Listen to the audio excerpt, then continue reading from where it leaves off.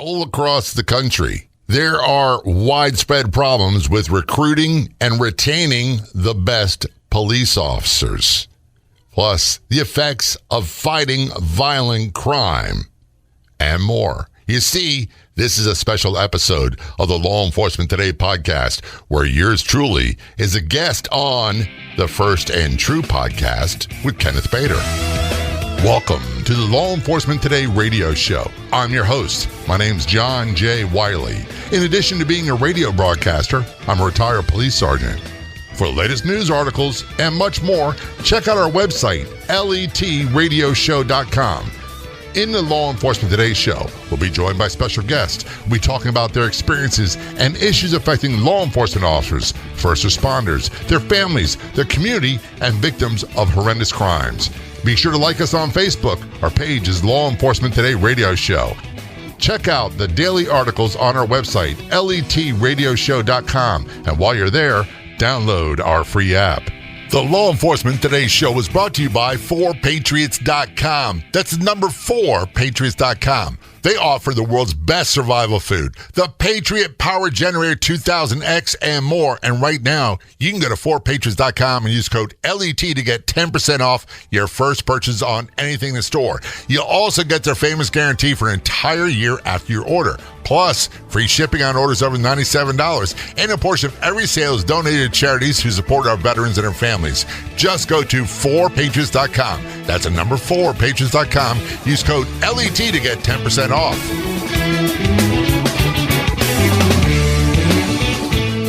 Welcome to First and True, the show for fans of first responder and true crime podcasts. If you're looking to find your new favorite podcast or searching for more insight into your favorite hosts in the genres, you came to the right place.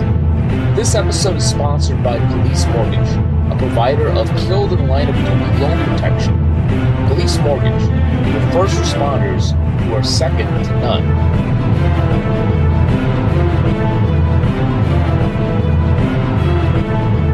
I am Ken Bator, your host for First and True, and I have a great host, a much greater host for me. He is a legend, at least in my eyes, probably in a lot of other people's eyes. His name is John J. Wiley, and he is the host of the syndicated Law Enforcement Today radio show and podcast. He's also a retired Baltimore police sergeant. John J., welcome to the show, man. It's a pleasure to be here with you, Ken. Thanks so much. I appreciate it. Pleasure to have you, and I had such a good time interviewing you for Public Safety Talk Radio, and we had an even better time when Podcast Magazine was around and we put through that article. That was a phenomenal piece you wrote, by the way. You made me sound really extraordinary. And by the way, I got to take you to task. Sometimes legend. I'm happily married. I have someone at home that keeps me in check all the time. So there's no legendary status anywhere. You and I are on the same level. Yeah, you got that right. Our beautiful spouses have a knack for keeping us on the right keel. Just enough ego, but not too much. Absolutely correct. And I'll be honest, I don't know where I'd be without her. Yeah. And I am in the exact same boat, my friend. So we are very blessed in that particular genre or particular avenue, if you will. At least we got one thing right. That's right. Right. So, but one other thing you got right was this awesome show, Law Enforcement Today. So let's talk a little bit about that. I've obviously had conversations with you before. I've listened to a few of your recent episodes. And so I know that, you kind of retired a little bit early there because of some unfortunate injuries there. When you were in essence kind of told to retire or made the decision on your own, what was the motivation to eventually start the Law Enforcement Today radio show and podcast? Well, it's a long route to get there. And my first job after leaving police work was selling pagers and phones. And back when they were brick phones and installed in cars, that's how long ago it was. And then I went. Did they have the rotary? No. But it wasn't that far back. Here's a little challenge, by the way. For those of you who are older, if you can remember your home address, do a Google search and see if your old house shows up. And some of the real estate tools, I did that the other day, and I was shocked at the old house, how much they put into it. But I did a lot of things. And with my type of pension, being hurt in the line of duty, I wasn't allowed to do anything police related. And that was a good thing.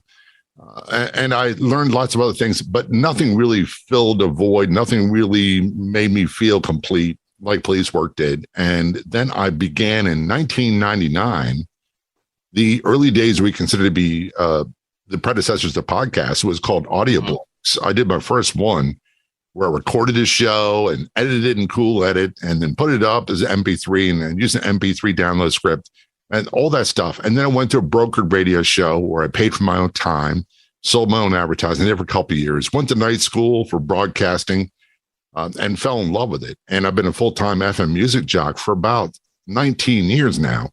And in 2017, I wanted to take what I learned from radio, experience-wise, with microphone, formatics, a lot of other things, but the human element, and really create a podcast specifically for two audiences at the time. And we've expanded since, but was for law enforcement officers, either active retired or their spouses. And for those who are really dealing with the after effects of trauma and feeling like they were floundering afterwards. I made a partnership with Law Enforcement Today and was posting my show organically on their page. At the time, Ken, they had about 650,000 followers. And a radio station heard an episode and said, can you create a radio version? Which we did. And then self-syndicated. Now we're syndicated via Talk Media Network. We broadcast weekly. We have 107 official affiliate radio stations broadcast weekly to about 35 million combined population. We estimate our audience conservatively about 2 million per week, 2.5 million per week. Then episodes go online as a podcast. And the moment we went to radio, we had to adjust a little bit and add in more stories. But we always do one of two things. It's either going to be, it's Pitch to Radio is doing for radio what Investigation Discovery Channel does for television. So it's either going to be cops, active, retired, former, telling the reality of investigating crimes. And that's only about 30% of our content. The rest, it's either cops, active duty, retired, former, their spouses, survivors, other first responders, military, victims of crime, talking about trauma they went through, how it impacted them. And trauma is often crime-based, but not always, and what they did to build their lives afterwards. And that has been the lion's share of our audience. And that's something we had to really do when we expanded into radio, because I had to get a little more content in there to appeal to a wider audience and still stay in the same relative lane. So, since you're talking about your audience, what is your audience saying? And also, I'm interested in maybe backtrack one step. I would assume that a large percentage of your audience are active and retired law enforcement, but I'm always interested to hear, how much of your audience, if are spouses or boyfriends, girlfriends, significant others, maybe cousins of a family member who is a police officer that wants to learn more about the job or be more in touch with the job. Well, when it comes to radio, I can only go by what the primary listeners or P1 listeners for radio are. Right. So most of our stations are news talk stations. So it's usually predominantly male, older. But with our show, we do get more female than most of the so-called news talk shows, because it's a personal experience show. Right. But when it comes to the different apps, I can narrow it down a little bit more, but they don't really go into occupation too much. So here's the funny thing, Ken. I can see in the podcast downloads that we have spikes almost every day between 1 a.m. and 4 a.m. So that doesn't tell me it's California people, because that's getting a little late for California. What it tells me is we have a lot of people listening that either work overnights or they're in patrol cars and it's getting a little downtime. So that's the one thing to do it. Facebook, I can narrow down ages and demographics more, but when you get to occupation, it's tough. I just think, I think a lot of people have a lot of natural curiosity about two things, police related. What the job is really like, not what the news media tells them, not what social media tells them, for goodness sakes. And the other one is, I call it the train wreck effect. You ever notice, Ken, you're driving down the street and there's a bad car accident, people slow down and they can't help but look. It's like you tell yourself, I'm not going to look. but you can't help but look at it. You got to look. Yeah, right. You got to do it. So what Investigation Discovery Channel's done is they're really successful with women 25 to 54, which is a sweet spot of the advertising budget, because they make the decisions for the families. Right. And they generally have more expendable income than younger people. So what they found is people watch those shows for three reasons. One is, oh my goodness, could this happen to me? Number two is, can I figure this out where the police couldn't? And number three is, I want to disprove their case. And the last one I'll throw in there, again, the train wreck effect. I just can't help but look and watch and listen. Now a word from our sponsor, Police Mortgage, a provider of killed in the line of duty loan protection. Everybody goes home. It's a common phrase among first responders. To us at Police Mortgage, it has an even stronger meaning because we know that a home for our law enforcement and firefighter families isn't just a home, but a haven. That's why, in addition to offering competitive rates, we provide qualified loan officers with the knowledge that a career in public safety isn't just any job. It's a special and honored profession. Everybody goes home. Let's go home together. Police Mortgage, for first responders that are second to none. Well, what kind of feedback are you getting from your listeners? You even mentioned you're on Facebook, you're on other social medias. I know you're not a call-in show necessarily, but I'm sure people are, messaging you on Facebook. They're sending emails. They're doing those types of things. What's some of the feedback you're hearing? Is it all positive, or is it some, why in the hell did you do that on your show or bring this person on? What's been some of the feedback? Well, here's what I do. You said that we want to create a community. So let's use Facebook as an example. I post on Facebook on the Law Enforcement Today radio show or Law Enforcement Talk radio show page. People call both. I start around 6 a.m. and I go to around 1 a.m. 7 days a week. And I'm posting about every 59 minutes. So I create a post with an article. And then I usually do an image, and sadly, a lot of them are memorials. And then I do an episode of the podcast. So I get a lot of comments from people that are 93% of them are very positive about police. When I say police, that means sheriff's deputies, probation, parole, federal agents, you name it. And it's very positive. And then we get a few that are really, I'd say a very small percentage are very negative trolls, and they'll say stupid things, really absolutely stupid things. And then we have people that want to be negative, but they can't help themselves. They really can't. So here's what I do. I don't respond to any of them because number one, I found out that a long time ago, there's a quote, I can't remember who said it. I'm not the jackass whisperer. I'm not going to convince someone that they're an idiot. I'm going to use that one. Yeah. The last thing is, look, I've got a mission of what I want to do. And what I want to do is I want to portray the reality of what police go through. So we have issues. We have things we talk about. But I refuse to be moved from my mission to go to someone else's mission. So while most of the comments, the vast majority are overwhelmingly good, there's a few that are not so good. And what I do is I just ban them. I don't even respond to them. I don't even get into it with them because, look, the ACAB crew, the Antifa crew, all those people, that's their reality. I'm not going to convince them otherwise. So why would I lose any sleep over that? I just don't do it.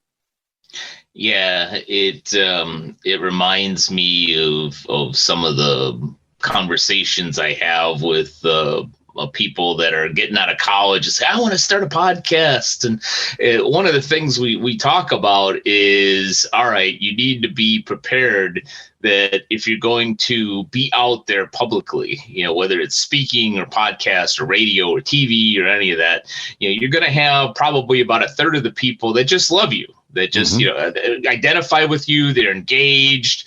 They like what you have to say. You're going to have another third that's kind of apathetic. He's like, he's all right. And you're going to have a third that just can't stand you. No matter what you do, even if you're trying to reach these people, they just are not going to like you for whatever reason. And for the love of God, don't try to attract or turn around that other third. Where you want to spend some time is first engaging with the people that already like you. Exactly. And then also trying to make some of those folks that are in that kind of apathetic, to bring them over to more to the like side. But you're never going to get that last third. So don't waste a lot of time losing sleep over it. You'd better develop thick skin too, because you're going to hear insults, and you're also going to hear a lot of complimentary stuff. What I would say is, don't buy into all the legendary, you're great type things, and don't buy into the negative ones. So the reality is somewhere in the middle. Ken, you and I, we've done interviews before. I've never met you in person. I can't say a bad thing about you. So what I'm getting at that's because you've never been out with me. But anyhow, go ahead. What we hear a lot of is people say, "Oh, I can't stand such and such celebrity," or "I can't stand such and such athlete," or "I love this athlete." And I ask them, "Have you ever met them?" Well, no, I haven't. Have you ever had any direct impact or any kind of impact in your life from them? No. So what are you basing that off of? Yeah. It's just opinion. And opinion really is the lowest form of human communication. So when someone says great things about me, that's awesome. I'm glad you feel that way. When someone says horrible things about me, that's okay. You obviously, someone said the other day in a Facebook post that I'm obviously a narcissist, and I had to laugh. I actually had tears in my eyes going, I don't even know if they know what that means, but I'm the exact opposite. But the amount of time I spent thinking about it, that much. Now, you're not going to make me spell narcissist on this show. No, I'm not going to, because I can't either, to be honest with you. Yeah, I think I know what it means. Maybe I'll look it up later. Yeah. Yeah. But getting back to policing and then the show, I was listening to a couple of your recent shows, and you made a comment that I thought was both poignant as well as disturbing to me as a civilian that supports law enforcement. You said something to the effect that it takes about 6 or 7 years to really understand the job. Mm-hmm. And I'm paraphrasing, so if I'm getting this wrong, please correct me, but it takes about 6 or 7 years to really be good at the job and really be skilled. And what concerns me in today's day and age there's a good percentage of people that don't like police, that are outwardly negative about police. And that's caused that. And some of the politicians out there in certain states and cities have caused some police officers, really good police officers, to just basically say, screw it.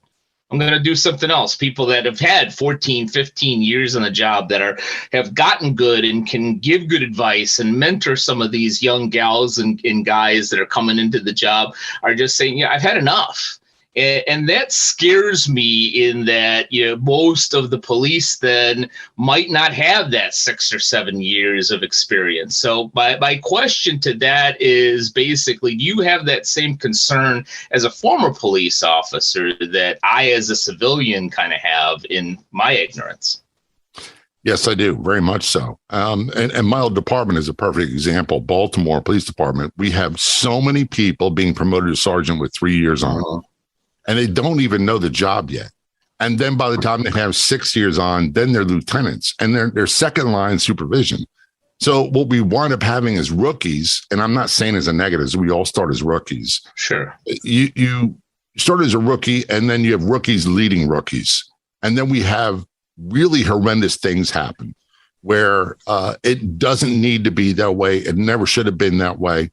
And then we have at the upper end in the police chiefs, the police commissioners, highly political positions, usually appointed by mayors or the city manager under the appointing of the mayor. And then they also pick their command staff based off what the mayor says. And those are highly political positions, and they lack total leadership. So what we have is a vacuum. And we're having a hard time across this country retaining really good officers.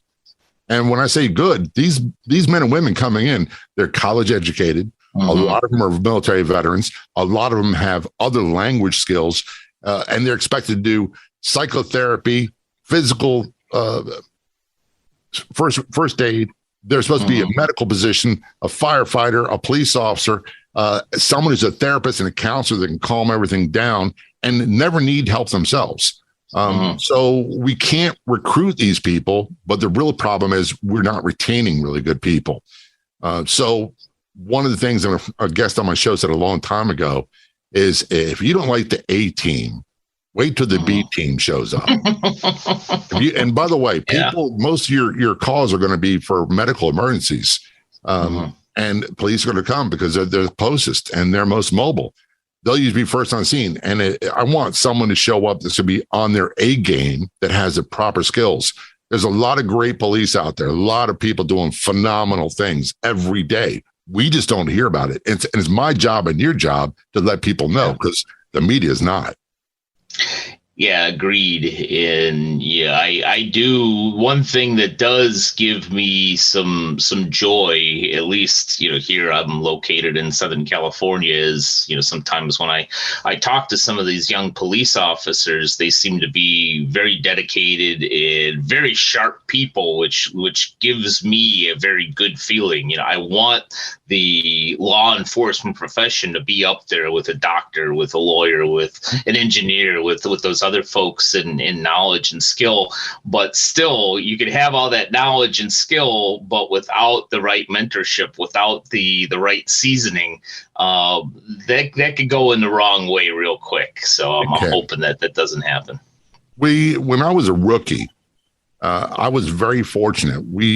A lot of our more experienced senior officers were Vietnam veteran combat veterans. And then we even had a few commanders that were Korean War veterans. So they were instrumental at teaching us the people skills. See, you can learn a lot of things. The law, you have to always be studying, always. Police procedures, everything else. But the people skills, how to talk to people. The basics we were taught was respect, show everyone respect, no matter what. Until they change the tone of the conversation, then you don't back down whatsoever. And we had terms like verbal judo we used, which has fallen out of favor quite a bit. People would say, oh, that officer was rude. He said rude things. It's all designed so we don't have to use force on someone. Right. So it's a protective thing. It's using this muscle up here. I know it's not a muscle, rather than these muscles here. Because you can't fight your way out of every situation. Even Clint Eastwood and John Wayne, they're not going to win every fight. They're just not going to. So my favorite actor is Clint Eastwood. So don't tell me even now in his 90s he can't win every fight. Look, I'm not going to mess with Clint Eastwood in his 90s. I'm telling you. Yeah, that gun from the Dirty Harry flicks looks pretty big, so I think I'll stay out of his way.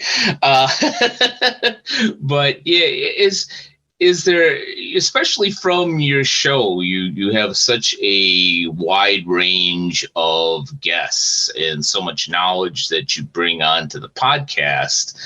Are there some answers out there? Are there some things that are being done in certain departments? Is there a wave of what I'll call common sense going on that we can look to and say, if we can get through some of this negativity, there's some good things coming in policing in the near future? I'd say there's several that are doing that. What I would say is this is a pendulum. This is not the first time this has happened. The 1970s, we went through a real big anti-police thing. And by the way, a lot more police were killed yearly in the 1970s and 80s than there are today. I'm not saying it's not a problem. It's a problem. It's a huge problem. Sure. What we have is become politically acceptable by the news media and politicians to be rabidly anti-police, even when it's not true. So the ends justify the means. Until agencies start doing things like one of the big problems we had, Ken, at our agency was anybody could make a complaint against you for discourtesy and excessive force. And as a matter of fact, anytime you arrested a drug dealer in Baltimore, the defense attorneys would say, make a complaint against the officer because they get enough complaints to take him off the street. Are you saying that there are drug dealers in Baltimore? Oh, no.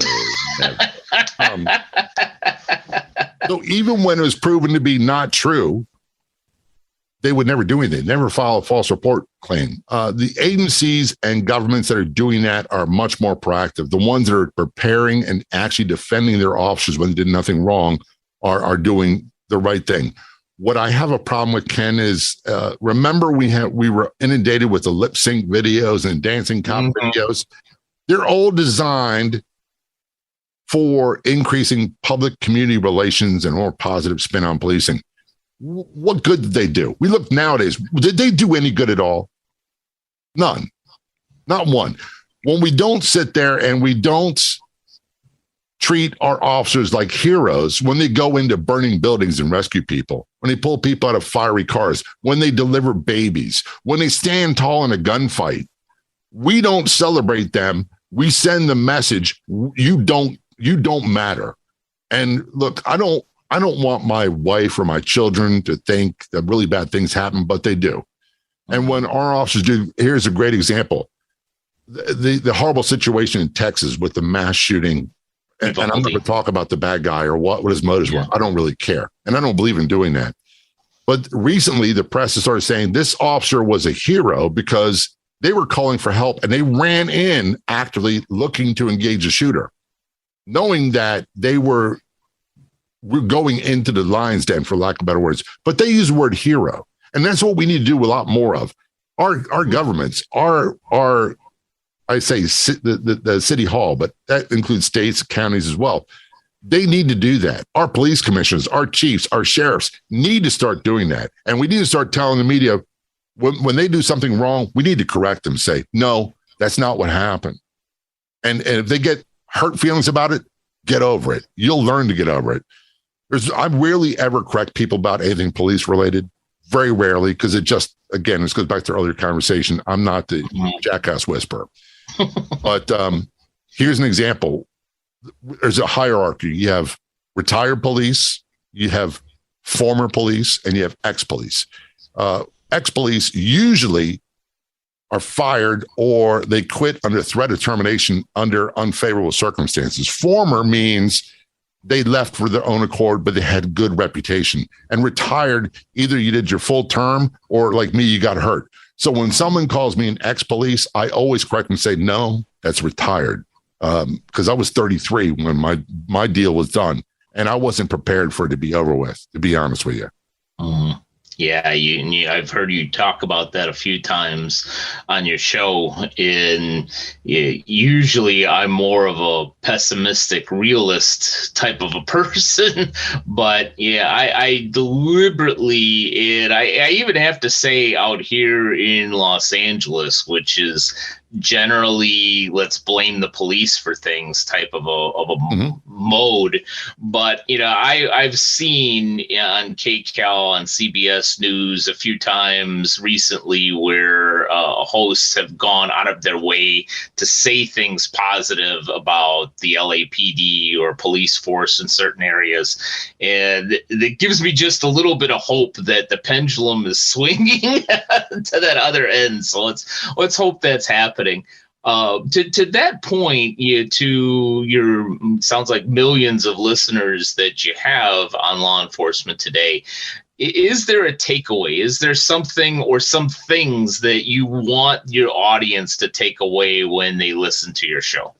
If you love the First and True podcast, then you need to take a look at one of my other podcasts, which is Public Safety Talk Radio, especially if you're a fan of first responders. Public Safety Talk Radio is the podcast for all of our heroes in public safety, including law enforcement professionals, firefighters, EMTs, corrections officers, healthcare workers, and more.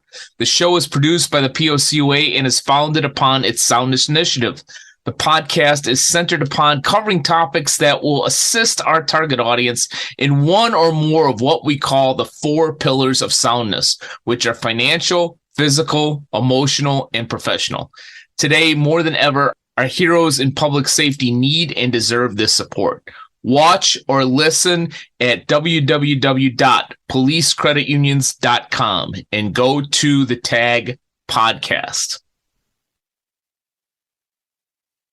The main thing I want people to listen to and take from it is, and I hate the term comparison, but I want them to compare and say, boy, if this person can make it through that, and they did this, they did that, I could make it through what challenges I have in my life, because no one's got it easy. Look, in Hollywood, they might have it easy on television, but I don't think in real life they do. There's no white picket fence, 2.5 kids, and dog in the yard, and that they all live happily ever after. All of us kind of muddle our way through this thing, and we all struggle. Some of us just don't vocalize about it. So I want them to do one of two things. Say, number one, if this person can build a life they want afterwards, in spite of what happened to them, then maybe I can do something for me in my life. And the other one is, I really want them to have a common sense behind the badge look at what it's like catching a serial killer, what it's like catching a serial rapist, what it's like going after pedophiles, or better yet, how difficult it is to gather evidence of a crime, but also to keep your emotions in check when the victim is a child or an elderly adult or whatever it might be. There's human beings doing this job, and there's no perfect case. There's an old saying, and I can't remember who said it: you go to war with the army you have. Well, in police work, you deal with the case that you're presented. You deal with the evidence that's there. So people, I got a guest coming on very soon. She retired as a major from a major police department in Virginia, but she was the public information officer during the Beltway sniper shootings. And there's so much you couldn't talk about. And how much frustration was there? Well, how come the police aren't doing their job? How come they don't have a case? What is it? Well, all those things people don't know about. And the reason they don't know about, because we don't tell them. And the police commissioners, the chiefs, the city halls, they don't advocate for their officers telling anybody anything. So they get one-sided look at information. And until we provide other information, they'll never know. So the takeaway is, I want them to see another side of the reality of what happens. Yeah. Yeah, that's a great point, and I'm glad that's one of your objectives. I've never been a first responder, but I've talked to probably hundreds, maybe even thousands of them, including yourself, over the last 20, 25 years or so. And while I'm certainly not an expert, I've never done the job, I feel like I have a little bit more insight into what those guys and gals are doing out there. And I even as I'm not shy about telling people on any of my shows that I'm an alcoholic in recovery over 3 years sober. And so am I. 31 years sober. So you got 28 years on me. No, I'm just saying, that kind of thing can happen to anybody, and that's something we don't talk about much. Yeah. So if I ever see you in person, we'll go out for a milkshake or something. That's exactly. I'm going to wait that goes right along with the chocolate shakes and all that stuff. Yeah. People don't realize when they get sober, they want to eat candy all the time. Exactly. But my point to that is not to go, hey, I got 3 years. It's to go to your point, which is in doing these shows and talking about some people that have real problems. Not saying that anybody that's dealt with alcoholism doesn't have a real problem, but I look back and some of the things that led to my drinking. I go, was it really that bad? I didn't see a dead body. I didn't have two guys come at me with, a tire iron. I didn't have, the media telling me, playing, Monday morning quarterback that I should have, knocked on the door instead of, breaking it down. I've had none of that. So if these folks could get through that, I should be able to get through this. Yeah, exactly. And here's the thing. My wife and I know, we say this all the time to each other. I don't like answering yes to people's preconceived stereotypes. So one of the things I jokingly say all the time on my show is I am the Hollywood stereotype of a police officer in the United States. I'm Irish Catholic descent. I've been sober 31 years. I'm in many ways a knuckle-dragging Neanderthal, and I'm okay with all that. I look like a police, and I'm a firm believer in what's right is right, what's wrong is wrong. So, and people say, you're too black or white. Okay, I'm trying to be a little more gray, but there's a lot of things that don't fit in gray, that they are black or white.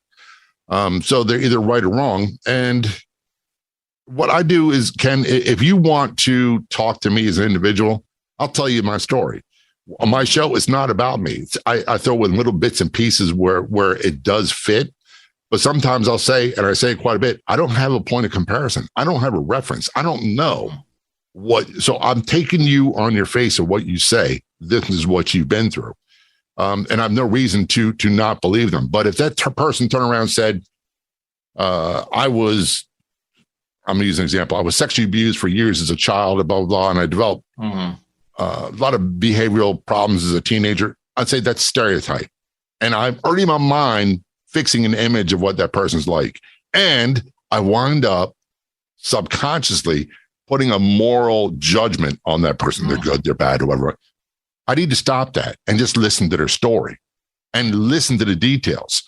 This is what happened to me. This is what I did. And this is the life I have today. And this is how I got here. That's the real magic, I believe. Yeah. And listening to a number of your shows. In fact, I remember an episode, I think it was Sarah the Cop, Sarah Gonzalez, I believe her name was. And she unfortunately, I believe, wound up in a stampede or got trampled on or something. Dallas sheriff. She was like 35 years as a sheriff in Dallas. Yeah. And you even asked, can you talk about that? I think that you're very cognizant of your guest and what they're able to share or being comfortable to share. As you're doing some of these episodes, does it ever take you back to your police life or anything where you say, I gotta muddle through this because I'd rather not have this conversation, but this is the show. Does any of that ever happen for you? It does happen. And periodically, like you, I record the shows, so they're not live. What goes to radio is pre-recorded. There's stuff that gets edited out. Sometimes the people just can't talk about it. Sure. In a way that doesn't make them look like a jerk. So we rephrase it. And some people will say, look, I can't talk about that now. And I just edit that out. My own thing is quite often you'll hear in interviews, typically in the second segment of the show, sometimes third, they're talking a lot. And I'm not saying a lot. I'm listening to what they say. And some of these things remind me of what I went through. And I start having what I call a physiological response. I don't know that that's a correct term, but I have to, and I mute the microphone, I have to bring myself back down. And I do that all the time in my everyday life, not just on the radio show. Two examples that really stood, one was one of my first episodes. It was a young woman named Stacy, who is now retired Auburndale, Florida police officer. She was shot multiple times with an SKS rifle on a 911 investigated the call type thing. And the guy shot her through the window and he shattered her arm and got her through the gut. And she was belly crawling to the neighbor's house to get in the garage. She had audio from the dispatcher calling for help and her trying to get their help. And when I heard that, it brought me to tears. Another one was a female officer, and it's not just females, but named Jill Kiddick, who's a retired Hartford police officer now, Hartford, Connecticut. She was suddenly attacked and stabbed multiple times, throat slit, and they had dispatcher audio, police audio of the ride to the hospital. When I start hearing those audios, it takes me back.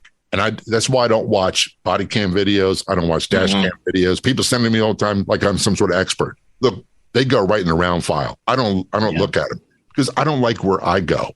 It took a long time to get to the point where I'm at today, and I don't want to upset that apple cart.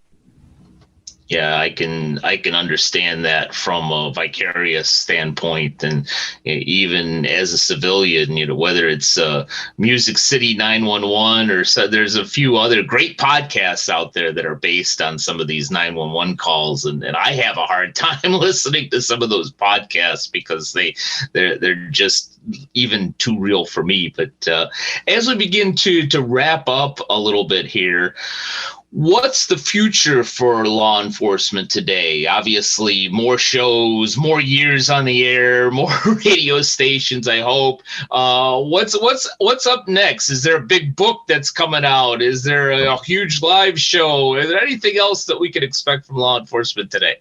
There's talk for lawenforcementtoday.com, a lot of things we want to do. I personally want to make it more inclusive, where we have like Spanish language content. We have people who are influencers, who are dog trainers or keto or whatever it might be. And they happen to be police or retired police. I want to show that content on the main page. When it comes to the radio show, the next goal is 110 stations. We want to be, we're really thrilled to be where we're at so far. But I want to be at 150 radio stations and then 200. I want to get to the point where I'm broadcasting weekly to 50, 60 million combined population. The podcast version of the show, which is free, people can get anywhere they want, just like your show. There's no paywall. There's none of that stuff. We are 700, at the time of this interview, we're 792,000 downloads. We should be at 800,000 downloads before the end of this month. And the next goal is by the end of this year to be at 1 million downloads and growing. That's what I want to do. I want to create a community where people can consume content, mostly audio content. I did some video a long time ago, Ken. I found out two things. I have a face for radio. I'm a big proponent of theater of the mind, but it's adding more stuff to do in the time frame that I have. And so spending time with my wife, our pets, my daughters, they're all important to me. And I try to shut things off by a certain time. So in short, there's no book, but I do want to continue to grow. Well, most important question, more than anything else, what are your pets' names and who are they? By the way, at this recording, our dog Doc is a Rottweiler. He is turned 10 today. So with that comes a mixed bag. We've had Rotties for about 25 years, and very few have lived past 11. So part of my heart aches because you just know that day's coming. Then we have two rescue cats that live inside. We have two rescue cats that live outside that we feed. My wife feeds the squirrels, the birds, and we have feral stray cats that come. So I think the word's out to the neighborhood, hey, come to the Wiley house because they'll feed you. Yeah, that sounds like our house. We actually feed birds and squirrels too, and we used to have a cat that came by, but I think she's gone. Me, and I'm the last one to eat, and I'm the first one. I've learned a long time ago, keep my big mouth shut. Don't say nothing. Right? Yeah, my beautiful wife. She's an awesome cook, and we have this ongoing line in our 11-year marriage is that anything that comes in or near this house is going to gain at least 10 pounds because she is going to feed them. I'm going to feed you to death. That's how I show you I love you, which is the reason why I'm dieting down. So, well, you look great. You sound great. It's a really, really intriguing show. Wish I had more time to listen to Law Enforcement Today. But as you know, from Podcast Magazine and First and True, I've got to move on to the next podcast, unfortunately. But yours is one of and busy's a good thing. It is. So unfortunately, some of the great podcasts like yours, I don't get a chance to go back and listen to as often as I'd like. But for the folks out there that should be listening to Law Enforcement Today, that might not already be listening to it, I know you're pretty easy to find out there, but how can they best find Law Enforcement Today? Just go to letradio.com. That's the website. It's got every episode of the podcast. And it's got some information, some other things, some blog posts, some articles. That's letradio.com. That's the easiest way. It's got links to our social media. I would love for everybody that's consuming your show to follow us on Facebook. I know that's not a reality, but do a search for either Law Enforcement Today radio show or Law Enforcement Talk radio show, because people look for it both ways, and you can find it either way. You'll find something you like. There's more than 500 episodes there. You'll find something that appeals to you. Yeah, you'll find something, and I know from my personal experience, Law Enforcement Today is very easy to find, so you don't have to look hard. So definitely take a listen to Law Enforcement Today. And John J. Wiley, it is just awesome to talk to you again. Thank you. Pleasure's all mine, Ken. Thanks so much. I appreciate it. Loved having you on, and love all of you guys that have either watched or listened to this episode of First and True, and we'll be back with you next week with another great host. Thank you for listening to this episode of First and True. The First and True podcast is brought to you by Bator Training and Consulting and is hosted by me, Ken Bator, former True Crime Category Director for Podcast Magazine and founder of the Police Officers Credit Union Association. To suggest new podcasts to be featured on First and True, or to request a speaking or panel facilitation appearance by me, please email me at kbator, B-A-T-O-R, at etcinc.net.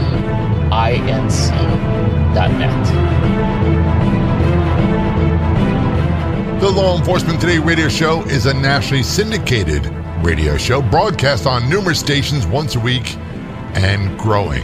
If you enjoyed the podcast version of the show, please do me a big favor. Tell a friend. I'll be back in just a couple days with a brand new episode of the Law Enforcement Today radio show and podcast. Until then, this is John J. Wiley. See ya. Don't miss the biggest Maytag sale of the year at Lowe's. You'll find the Maytag appliances you need when you need them at a great price. Plus, when you buy 2 select laundry appliances, you'll get up to a $100 bonus via instant rebate. Shop Maytag at Lowe's. We help, you save.